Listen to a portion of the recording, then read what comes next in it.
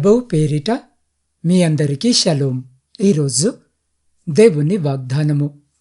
దేవుడు తగిన సమయమందు మిమ్మును హెచ్చించినట్లు ఆయన బలిష్టమైన చేతి క్రింద దీన మనస్కులై ఉండుడి.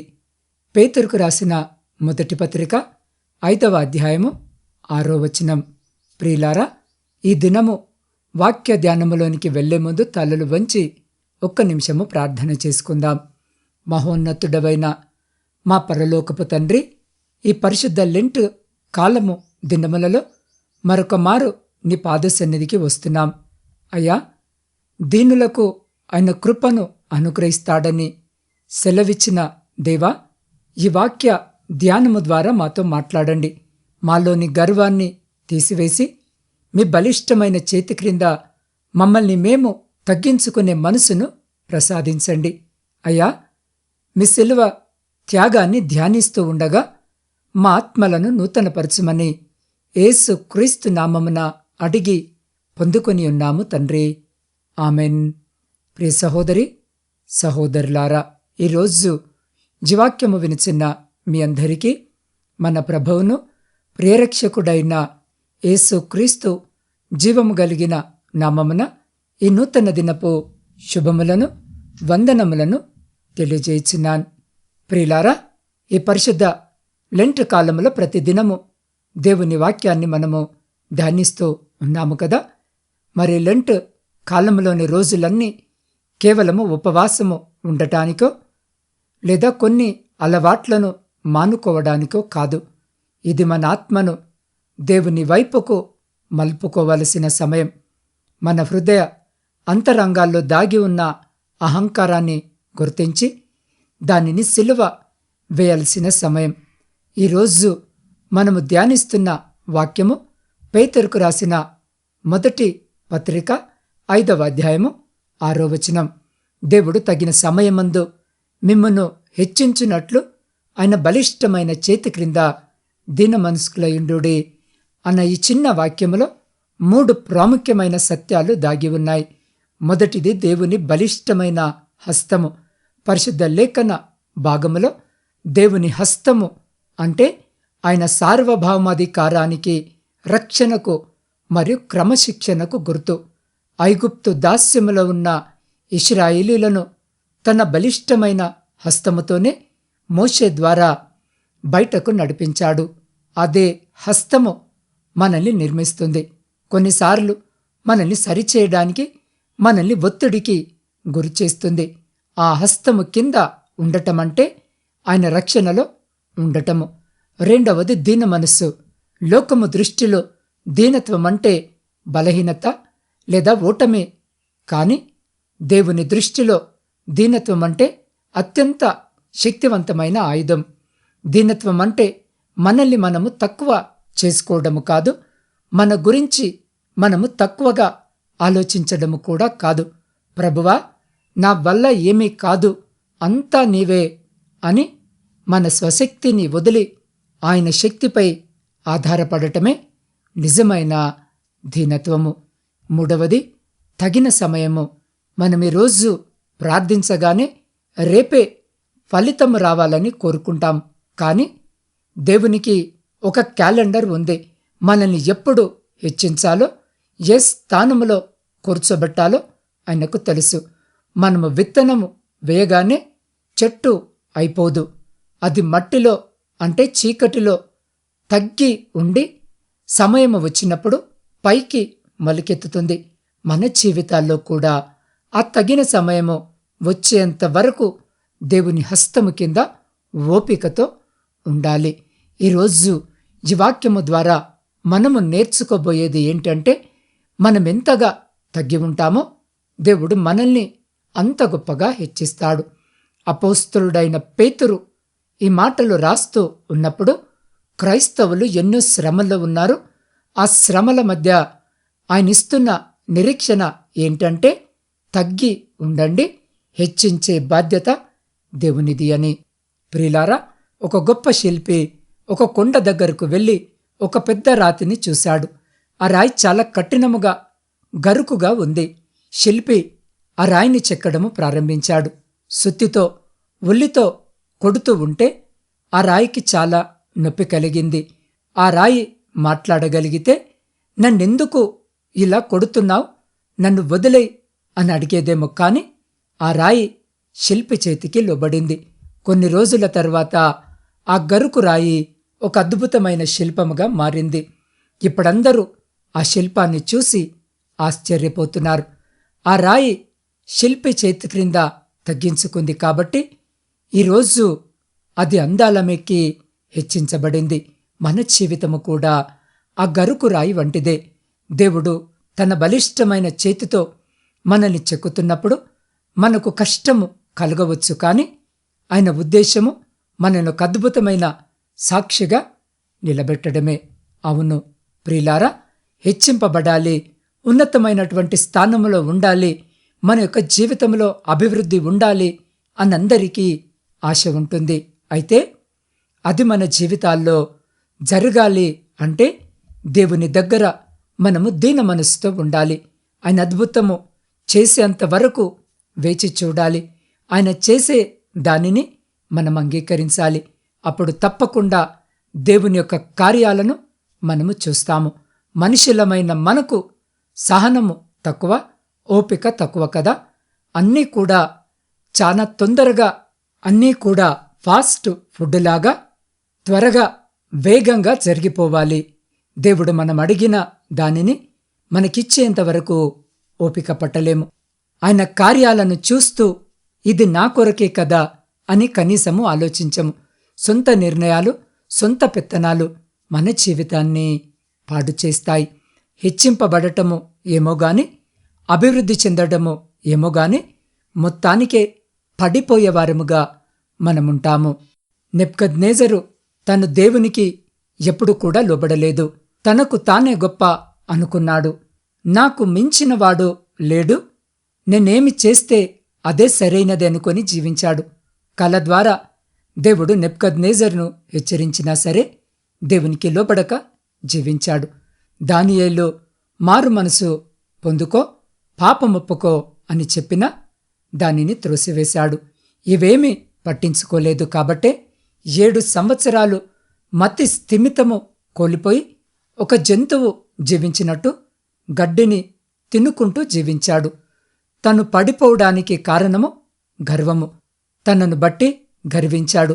దేవునికి లోబడలేదు. మనము అనుకుంటాము మనము చేసేదంతా సరైనదే అని, ఎవరి ముందు తల వంచాల్సిన పనిలేదని, మనమెందుకు తగ్గించుకోవాలని. కాని విశ్వాసులకు పరిశుద్ధ లేఖన భాగము ద్వారా దేవుడు చాలా సుస్పష్టముగా సెలవిస్తున్నాడు, తగ్గించుకొని దీన మనసుతో జీవించాలి అని. ఆ విధమైనటువంటి జీవితము చివరికి హెచ్చింపునకు, ఘనతను కలుగజేస్తుంది. తప్పకుండా ఆయన తగిన కాలములో మనల్ని గొప్ప చేసి తన మహిమను కనపరుస్తాడు. రూతును గురించి మనం ఆలోచన చేసినప్పుడు మనము ఒక విషయాన్ని గమనించవచ్చు. రూతు దేవుని పైన విశ్వాసము చూపించి తన అత్తైనటువంటి నయోమితో ముందుకు సాగింది. నీ దేవుడే నా దేవుడు అని, నీ ప్రజలే నా ప్రజలు అని, తన యొక్క సొంత దేశము, పుట్టి పెరిగినటువంటి ప్రదేశమును విడిచిపెట్టి బెత్లెహేముకు వచ్చింది. రూతు దీన మనసుతో తాను తన యొక్క అత్త పోషింపబడు నిమిత్తము పరిగె ఏరుకోవడానికి కూడా సిద్ధపడింది. తనెప్పుడు ఊహించలేదు తన జీవితము మారుతుందని. తనెప్పుడు అనుకోలేదు నేను ఒక భూస్వామికి భార్యను అవుతాను, పరిగె ఏరుకుంటున్న ఆ భూమికే యజమానురాలవుతానని. దేవుని కోసము కనిపెట్టుకుంటూ ఎవరు దూషించినా, ఎవరెన్ని అవమానాలు చేసినా అన్నీ భరించింది. కాని తగిన సమయమందు రూతు గొప్పగా హెచ్చింపబడింది. తన జీవితము పూర్తిగా మారిపోయింది. ఈరోజు జీవాక్యము వింటున్న నా ప్రియమైన సహోదరి సహోదరులారా, దేవుని సన్నిధిన మనల్ని మనము ఎంత తగ్గించుకుంటామో ఈ లోకములో అంతకు 2 అంతలు హెచ్చింపబడతాం.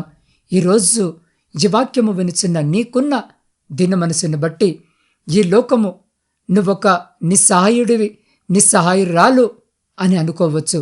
చేతగాని వ్యక్తి అని వారు ఊహించుకోవచ్చు.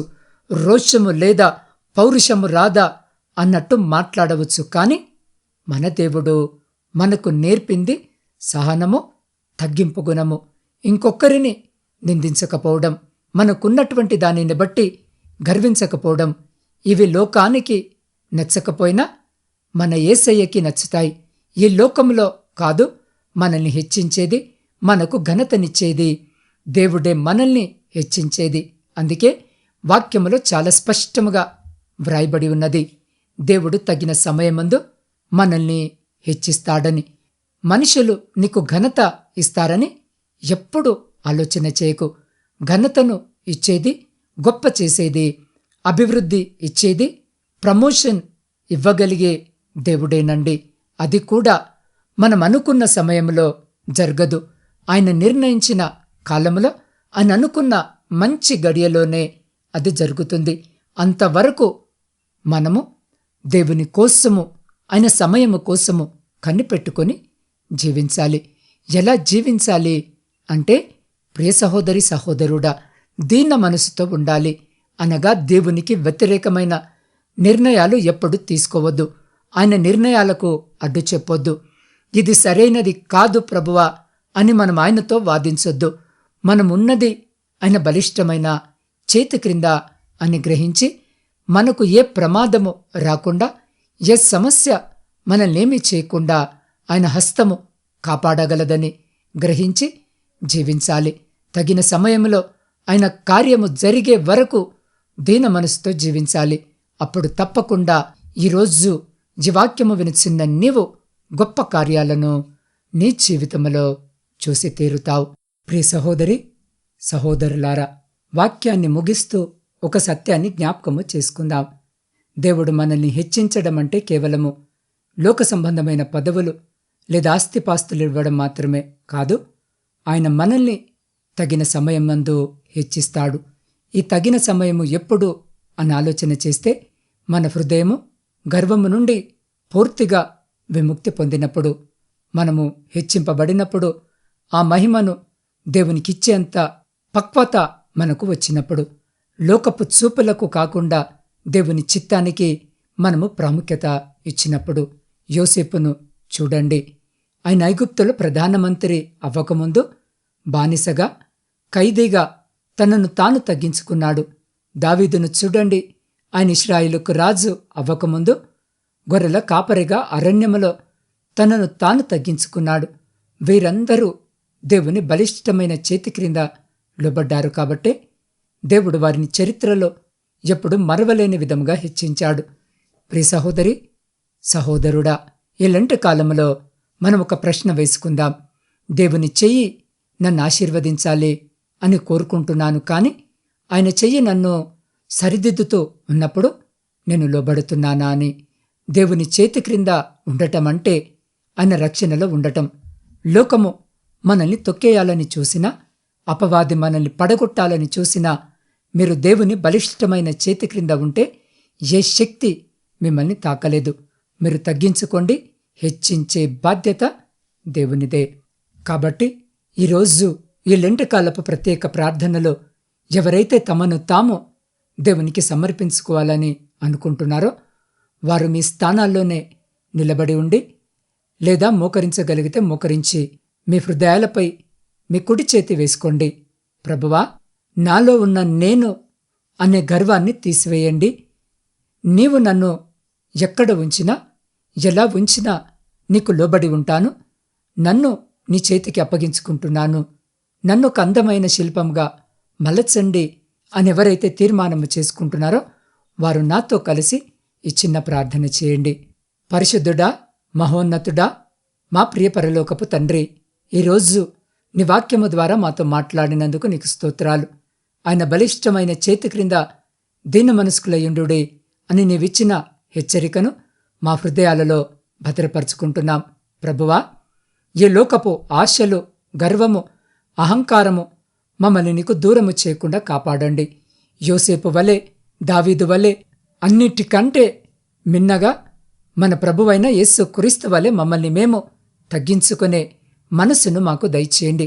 మా జీవితాల్లో వస్తున్న శ్రమలను చూసి మేము భయపడకుండా అవి మమ్మల్ని ఒక అద్భుతమైన శిల్పముగా మార్చడానికి నీవు వేస్తున్న దెబ్బలని గ్రహించే జ్ఞానాన్ని ఇవ్వండి. తండ్రి, ఈ ప్రార్థనలో ఏకీభవిస్తున్న ప్రతి బిడ్డను నీవు దీవించండి. ఎవరైతే అవమానాలలో, నిందలలో తక్కువ చేయబడిన స్థితిలో ఉన్నారో వారందరినీ మీరు జ్ఞాపకము చేసుకోండి. నువ్వు వాగ్దానము చేసినట్లుగా తగిన సమయమందు వారిని అందరి ఎదుట హెచ్చించి నీ మహిమను వారి ద్వారా కనపరచండి. ఈ లెంటి కాలపు దీవెనలు మా అందరిపై ఉంచుమని నీ పాద సన్నిధిలో వేడుకుంటున్నాం. దేవా, ఈ దినము జన్మదిన, వివాహ వార్షికోత్సవాలు జరుపుకుంటున్న ప్రతి బిడ్డను జ్ఞాపకము చేసుకోమని వేడుకుంటున్నాం. వినూతన దయాకిరీటం చేత బిడ్డలను ఆశీర్వదించండి. అయ్యా, ఇతరత్ర శుభకార్యాలు జరిగించుకుంటున్న ప్రతి బిడ్డ జీవితంలో కూడా సంతోషకరమైన కుటుంబ జీవితమును బిడ్డలకు దయచేయమని వేడుకొనిచున్నాం.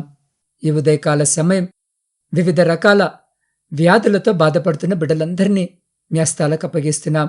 అయ్యా, క్యాన్సర్ వ్యాధితో బాధపడుతున్న నవీన సత్య, మేఘన, యశస్విని, మల్లికార్జున స్వామి, జహంగీర్, సుబ్బారావు, పద్మ, జ్యోతి, కళావతి, రాజేశ్వరి, భాష, హిమజ, యశస్విని, ఖైరున్నీసా, రమాదేవి, విమలమ్మ, అనుష, సాయి కుమార్, మార్తమ్మల మీద మీ స్వస్థత హస్తాన్ని ఉంచండి.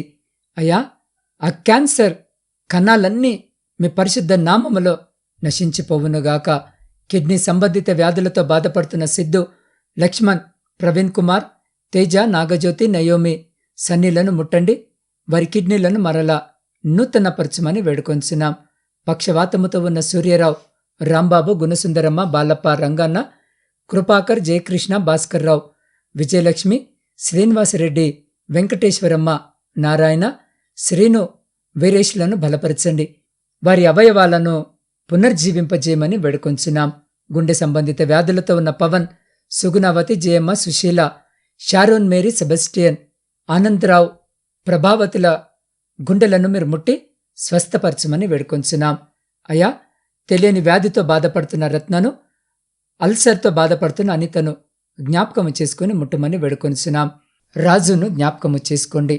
అనారోగ్య స్థితిలో ఉండి బాధపడుతున్న తండ్రి ఆయాసకరమైన స్థితిలో ఉంటుండగా కుమారునిపై మీ గాయపడ్డ హస్తము ఉంచి శీఘ్రమైన స్వస్థతను, మంచి ఆరోగ్యమును దయచేయమని వేడుకొనిచున్నాం. చాలా కాలముగా కోమాలో ఉన్న నానిని మీరు స్వస్థపరిచి లేపమని అడుగుతున్నాం. బ్రెయిన్ ట్యూమర్తో బాధపడుతున్న లీలావతి, ప్రశాంతి, జైపాల్ రెడ్డిలకు సంపూర్ణ స్వస్థతను దయచేయండి. 10 ఏళ్లుగా తెలియని భయముతో ఒంటరి జీవితాన్ని గడుపుతున్న సజిత్ హృదయానికి సమాధానాన్ని దయచేయండి. ఒంటరి తనము నుండి మీ పరిశుద్ధమైన జీవితంలోనికి కుమారుని నడిపించమని వేడుకొంచున్నాం. అయ్యా, కీళ్ల నొప్పులతో బాధపడుతున్న కీర్తన, వెంకటేశ్వరమ్మ, నూకరత్నములకు ఉపశమనమును దయచేయండి. హెచ్ఐవితో బాధపడుతున్న లక్ష్మిని, కుమారుని జ్ఞాపకము చేసుకోండి. అయ్యా, అపవిత్రాత్మల పీడనతో బాధింపబడుతున్న అఖిలకు సంపూర్ణ విడుదలను దయచేయండి. సోరియాసిస్తో ఉన్న వర్షిణిని, స్పెషల్ మస్క్యులార్ అట్రోఫీతో బాధపడుతున్న పునర్వికాస్ రేణి, వెన్నుముక గాయముతో ఉన్న గోపాల్ రెడ్డిని ముట్టి స్వస్థపరచండి. పేర్లు చెప్పబడని అనేకులను మీ పాదసన్నిధికి తీసుకొని వస్తుండగా అయ్యా, మీ గాయపడ్డస్తం చేత బిడ్డలను ముట్టి బిడ్డలందరికీ సంపూర్ణ స్వస్థతను, మంచి ఆరోగ్యమును దయచేసి మీరే ఘనత, మహిమ, ప్రభావాలు పొందమని వేడుకుంటున్నాం. అయ్యా, ప్రాముఖ్యంగా ప్రపంచంలో శాంతిని, సమాధానాన్ని కలిగించండి. అయ్యా, ఈ సమయంలో నా తండ్రి, నా ఆత్మీయ కుటుంబ సభ్యులందరినీ మీ పరిశుద్ధ పాదాల చింత పెడుతూ ఉండగా దినము బిడ్డలను జ్ఞాపకము చేసుకొని వారి ప్రతి న్యాయమైన కోరికకు మీరు జవాబును దయచేసి మీ ఆకాశపు వాక్యాలను విప్పి మీ సమృద్ధికరమైన దీవెన, ఆశీర్వాదాల చేత బిడ్డల జీవితాలను, కుటుంబాలను దీవించి ఆశీర్వదించి తృప్తిపరిచి మీరే ఘనత, మహిమ, ప్రభావాలు పొందమని మా ప్రభువును మీ ప్రియకుమారుడైన యేసు క్రీస్తు సర్వ సమృద్ధి కలిగిన నామమున ప్రార్థించి స్తుతించి అడిగి పొందుకొని ఉన్నాము తండ్రి. ఆమెన్.